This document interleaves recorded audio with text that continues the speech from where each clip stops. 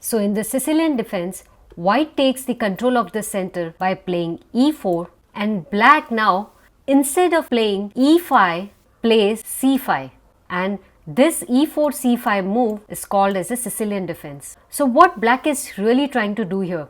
By playing c5, black is trying to take his share of control of the center with his wing pawn rather than the center pawn. So by playing c5, he is trying to control the important d4 square immediately.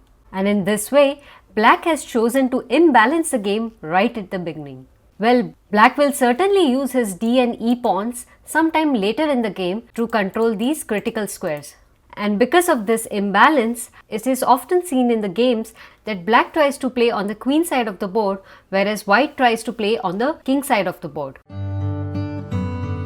So the first variation is the closed variation, and that happens when white plays e4, black plays c5, and now white plays knight to c3. The idea is white develops his queenside knight to take control of the center, and by playing such a move, white is indirectly saying to black that he doesn't have any intention of opening up the center by playing a move like d4. He wants the center to remain closed, and he is looking forward to castle queenside and expand on the king side to create an attack on black's king side part. So since the white is not challenging the center with a move like d4, and instead he played knight to c3, he is basically intending to keep the center closed. And that is why this variation is called as the closed variation of the Sicilian defense.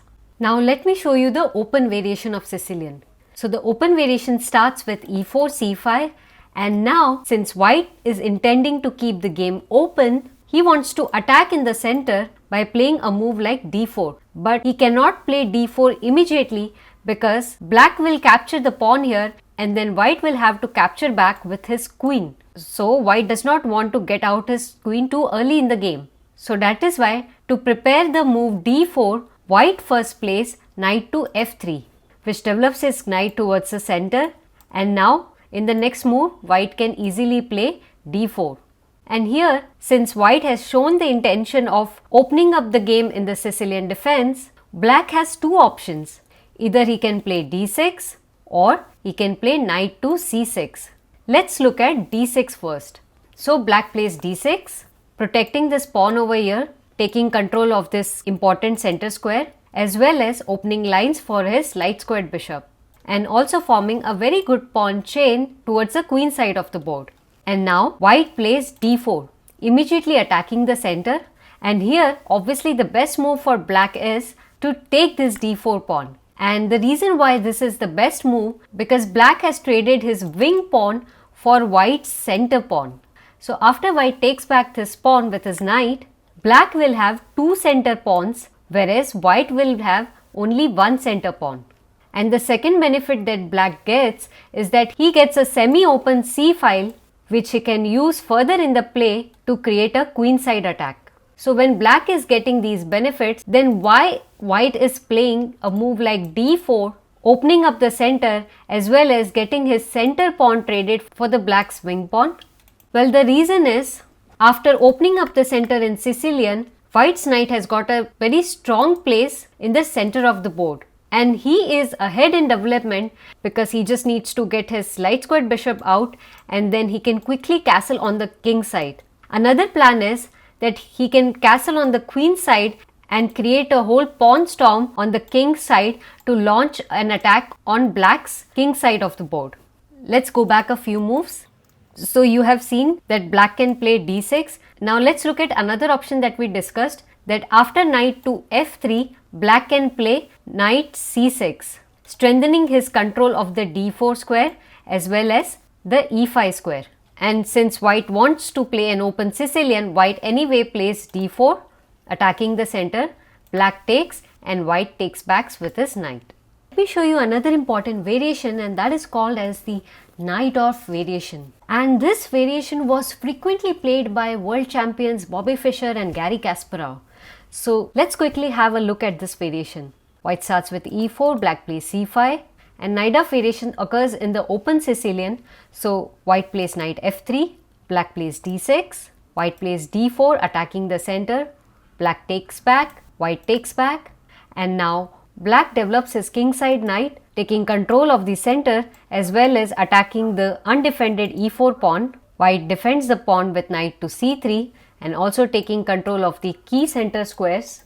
And here now, since three of white's pieces have a very strong control on the b5 square which lies in the black's territory, black doesn't want to give access of this b5 square to white, and that is why black plays a6. And this variation is called as the Najdorf variation.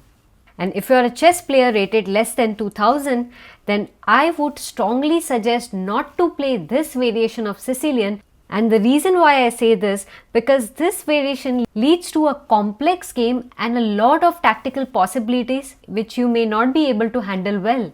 So while you can try the other variations of Sicilian, but try to avoid playing this variation unless you are a pro at chess. Now let's look at the Alapin variation, and it starts with e4, c5, and here white decides to play c3. And the idea of this move is that white is preparing to play d4 but with the support of his c pawn. So let's say if in this case black captures, then white will capture back with his c pawn and white will have a strong control over the center with his two pawns in the center of the board. And also if you see, the c file is completely open, which can be used by black as well as white's pieces.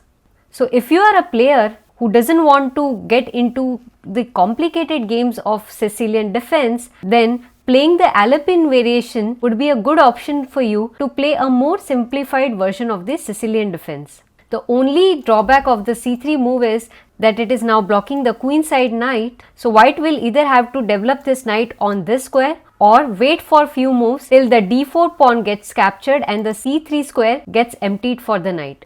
Now let's look at the dragon variation. So the moves of dragon variations are similar to the one of the Najdorf variation, except that in the last, instead of playing a6, black will play g6 to fianchetto his bishop on the g7 square. Let's take a look at the moves. So e4, c5, white intends to open the center, so he plays knight f3, black plays d6, white attacks the center with d4, black takes back, white takes back, black attacks the pawn, white protects, and now instead of playing a6, black plays g6. So by playing g6, he is preparing to fianchetto his bishop to attack the center as well as white's queen side. Also, black is intending to castle quickly here so that he can launch an attack on the queen side of the board.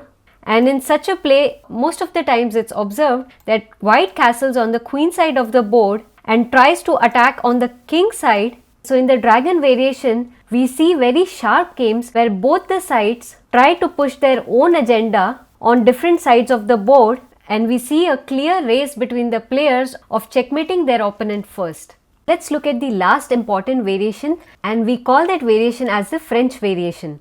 And it starts with the moves e4, c5, knight f3, and now black plays e6. And this variation is called as the French variation. So by playing e6, black is taking control of the important d5 square as well as opening lines for his dark squared bishop. And most importantly, he is trying to avoid most of the tactical lines of the Sicilian defense. We will study all of these variations in details in our forthcoming videos. As of now, do give a like to this video and subscribe to my channel. And if you want to become pro at chess, then do join the membership program of this channel. And now comes the most important part of the video, and that is the question of the day. So today's question is, if black wants to play the Sicilian defense, then what should black play now? Let me know your answers in the comments box, and I'll see you in the next video. Until then, keep learning, keep practicing.